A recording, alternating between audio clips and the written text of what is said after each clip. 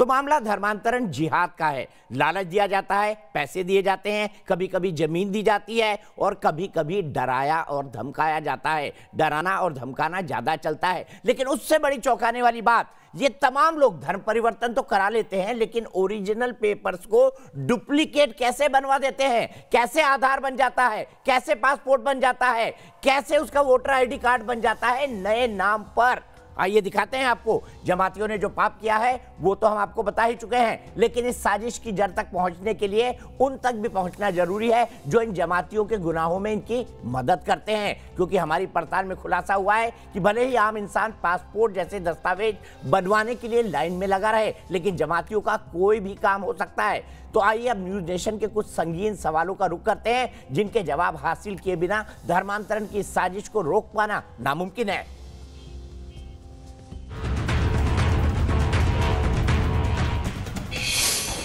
कौन है इन जमातियों के हिमायती?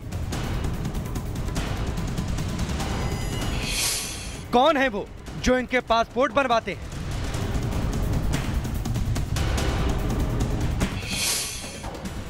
कौन है वो जो धर्मांतरण रैकेट का खर्च उठाते हैं?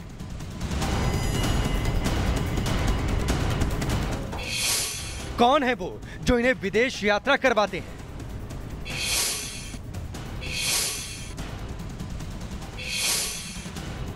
कौन है वो जो इनके लिए सरकारी दस्तावेज बनवाते हैं?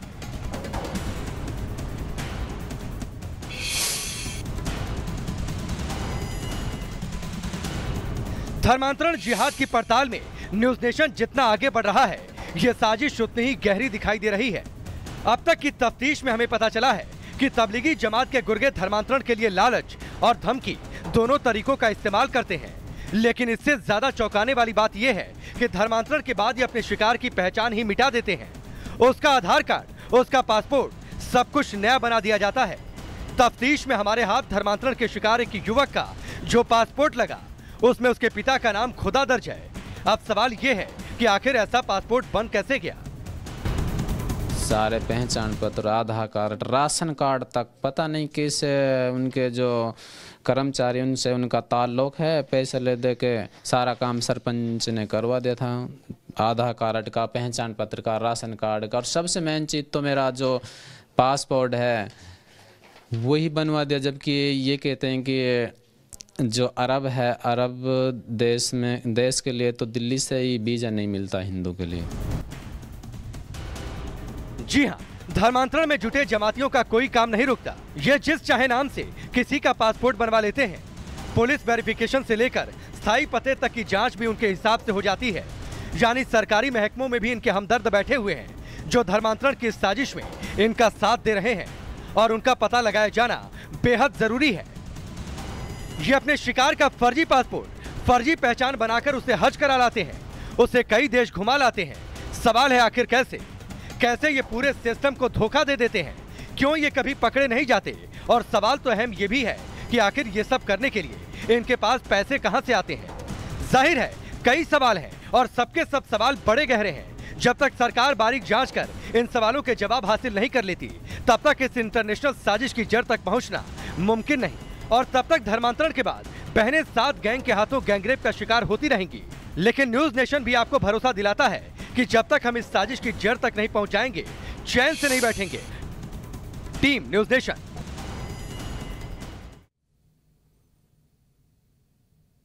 बेहद गंभीर मसला कैसे हो जाता है ये सब, क्योंकि कितने सारे चेक्स एंड बैलेंसेस होते हैं इन Aadhaar card, identity card, voter I card को निकालने के लिए। सीधे अपने पैनल के पास वापस चलता हूं। अश्विनी उपाध्याय भारतीय जनता पार्टी के नेता हैं और कई सारे मामलों में पिटिशनर हैं। इनका एक पिटिशन धर्मांतरण के बारे में भी हाई कोर्ट के अंदर आने वाला है, उस पर भी बात करेंगे। पीड़िता बहन भी हमारे साथ बैठी है। मसूद हाशमी साहब पॉलिटिकल एक्टिविस्ट हैं, प्रेसिडेंट है इतिहाद सोसाइटी के, वो मेरे साथ बैठे हुए हैं। स्वामी चक्रपाणी महाराज जी भी मेरे साथ है, नेशनल प्रेसिडेंट है अखिल भारतीय हिंदू सभा के। साथ ही साथ राजू दास जी महंत है हनुमानगढ़ी, पावन अयोध्या भूमि के, वो हमारे साथ बैठे हुए। मसूद हाशमी जी, आपने कहा ये लोग तो भाई मुसलमान लोग तो गरीब होते हैं, इनके पास पैसे नहीं हैं, ये लालच कैसे दे सकते हैं, ये जमीन कैसे दे सकते हैं। मुझे एक बात बताइए, शाहीन बाग में कुदरती बिरयानी कैसे आ रही थी? इतने बड़े बड़े आंदोलन कैसे हो रहे थे? कहां से पैसा आ रहा था दिल्ली दंगों को फंड करने के लिए? और फिर आप ये बात भी बताइए, जो मौलाना साजिद रशीदी कहते हैं कि भाई हमने कहा जनसंख्या नियंत्रण होना चाहिए, तो उन्होंने कहा बच्चे तो खुदा देता है, वही उसको पालता है, तो वही खुदा पैसे देता है। जैसे आपने देखा ना, पासपोर्ट में नाम लिखवा दिया खुदा, उस आदमी के नाम का पासपोर्ट में लिखा हुआ है खुदा। खुदा क्या नाम रखते हैं आप किसी का? बताइए। और अगर हाँ तो बताइए कि फिर ये फोर्जरी क्यों की गई इस पासपोर्ट के साथ? जवाब दीजिए। दीपक, मैं तो कल से यही कह रहा हूं कि ये जो आप थ्योरी चला रहे हो, ये जो स्क्रिप्टेड सारा एजेंडा कल से चल रहा है, इसकी बाकायदा जांच होनी चाहिए, क्योंकि इसमें बहुत लूपहोल हैं। खुदा नाम हो ही नहीं सकता किसी के बाप का। और ये पासपोर्ट के अभी आपने बताया, बड़े दावे किए कि हम उसी तह तक पहुंचे, बताया नहीं कैसे पहुंचे, बताया नहीं वो कौन लोग हैं जो बनवाते हैं, वो कौन लोग हैं जो सरकारी दफ्तरों में बैठे हुए हैं। इसकी आड़ में मुझे ये लग रहा है कि दीपक चौरसिया और आरएसएस, मसूद भाई आपके ही भाई बहन होंगे, आपके ही भाई बहन होंगे, जो मुसलमान सीआईडी में हैं, जो मुसलमान आईबी में हैं, जो मुसलमान सरकारी महकमों में हैं, तुम लोग मुसलमानों को टारगेट करना चाहते हो। तुम्हारी गंदी मानसिकता दीपक चौरसिया, तुम्हारी गंदी मानसिकता मुसलमानों को दागदार करने की जो सरकारी नौकरियों के अंदर है।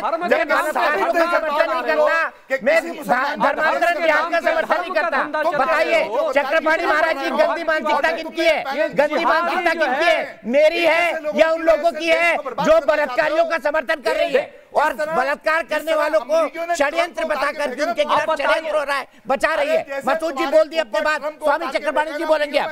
इसी तरह जो दीपक जी जो अधर्म के नाम पे धर्म का धंधा चला रहा है वो गलत है। जो धर्म के नाम पे महिलाओं का रेप करता है वो गलत है। जो धर्म के नाम पे महिला और बच्चों को और लोगों को धर्मांतरण कराता है, अधर्म का काम करता है, वो गलत है। जो धर्म के नाम पे मासूम लोगों के गिरेबान के अंदर झांक के देखो तुम क्या करते हो, और तुम देश को कहां से कहां ले आए, जो धर्म के नाम पे हवाला अपने लोग के लिए, जो धर्म के लालच के लिए, अपने पैसों के लिए, अपनी भूख मिटाने के लिए शर्म आनी चाहिए तुम लोगों को। तेरे चेहरे से जब जाहिर है, चुल्लू भर पानी को तरसोगे खुदकुशी के लिए।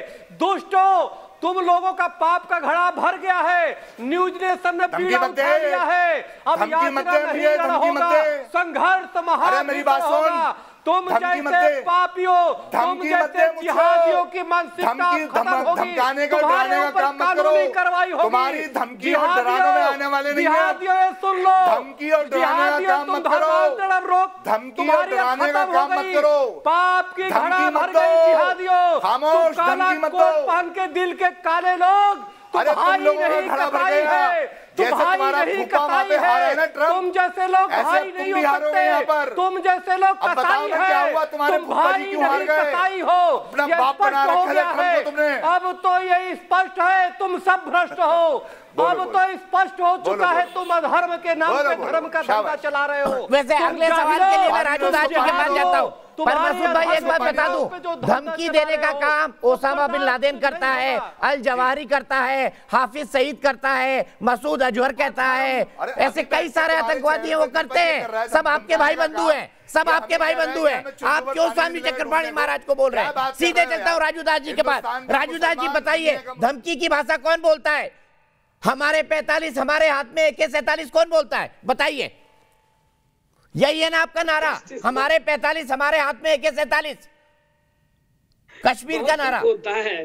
दिल्ली में लड़ना चाहते हैं। तबका एक बैरिस्टर, एक वकील और अपने आप को इस्लाम धर्म से जोड़ने वाले, ऐसे धर्म के ऊपर तो ऐसे लोग जो डिबेट में बैठे हैं थूकना पड़ेगा। इसके नाते मैं इस्लाम धर्म के विरोधी नहीं हूँ, लेकिन ऐसे लोग जो इस्लाम धर्म को बदनाम करते, जो इस्लाम धर्म के नाम पर शारीरिक भूख मिटाते, जो इस्लाम धर्म के नाम पर जिहाद फैलाते, जो इस्लाम धर्म के नाम पर बहन बेटियों की इज्जत लूटते, जो इस्लाम धर्म के नाम पे गला रेतते, जो इस्लाम धर्म के नाम पर पूरे विश्व में अत करके इन लोगों ने रख दिया है। देखिए, दंगा फसाद, आए दिन लूट मार काट, ऐसे इस्लाम धर्म क्या यही इस्लाम धर्म है?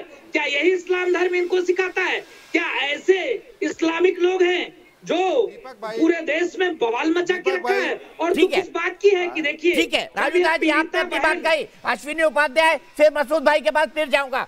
अश्विनी उपाध्याय जी, आपकी पिटीशन इस मामले में हाईकोर्ट में आने वाली है, क्या ये मुद्दा हाईकोर्ट के अंदर जाएगा आपकी पिटीशन के माध्यम से? क्योंकि ये एक जीता जागता केस है कि कैसे डरा कर, धमका कर, बहला कर, फुसला कर, अगवा करके धर्म परिवर्तन कराया जा रहा है दिल्ली से 100 किलोमीटर दूर।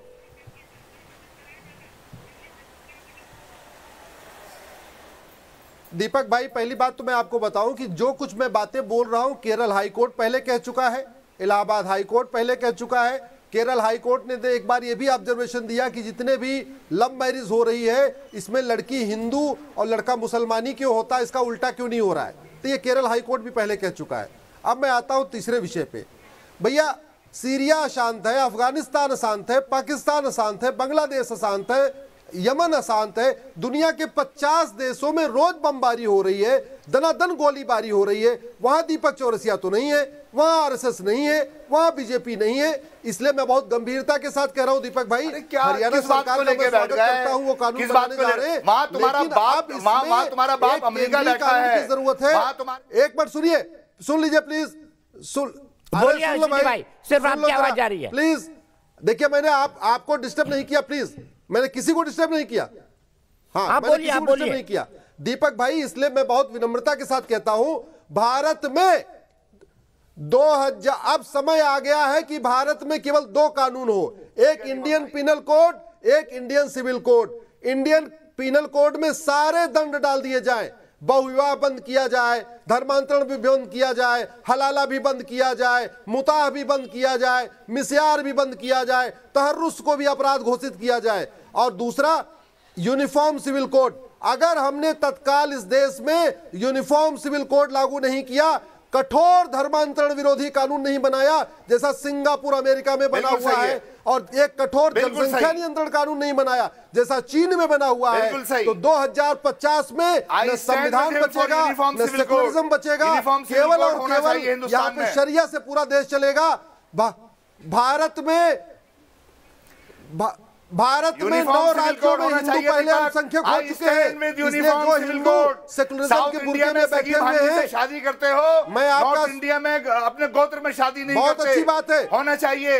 साउथ इंडिया में और दूसरी स्टेट के अंदर एक काम करो, आप खुले चैनल को बोलो, आप खुले चैनल को बोलो, यूनिफॉर्म सिविल कोड होना चाहिए, धर्मांतरण विरोधी कानून होना चाहिए, जनसंख्या नियंत्रण कानून होना चाहिए। आप बोल दीजिए तीनों बात, आप बोल के बोलो कि जनसंख्या नियंत्रण कानून होना चाहिए। ये हम 5 हमारे 45 सबके हाथ में AK-47 ये नहीं चलेगा।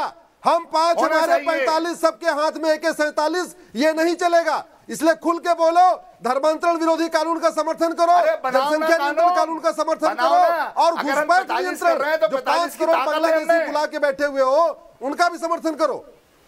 मसूद जी, आपने यहाँ तो बोल दिया तीनों कानून का समर्थन कर दिया, इस स्टूडियो से बाहर जाएंगे तो कहीं जिहादी आपके पीछे ना पड़ जाए। इन तीनों कानून का समर्थन कैसे कर दिया? जिहादी आपको गोली मारेंगे फिर। कोड का समर्थन करता हूं। यूनिफॉर्म सिविल कोड होना चाहिए, चूंकि हमारे हिंदू भाई यहाँ गोत्र में शादी नहीं करते और साउथ इंडिया में सगी भांजी से शादी करना पवित्र माना जाता है। यहाँ गौकशी, यहाँ गाय के मांस को गौकशी को पूरा समझते हैं। अरे छोड़िए ना, आप यूनिफॉर्म सिविल कोड चाहते हैं ना, बहुत अच्छी बात है, बाहर निकलिएगा। ये तमाम जितने आपके चेले चपाटी है ना, इस्लामिक वाले और India Muslim personal law board वाले, गला काट देंगे आपका। फ्रांस यहाँ दौरा दिया जाएगा। ब्रेक के लिए रुक रहा हूँ, ब्रेक के बाद वापस आता हूँ।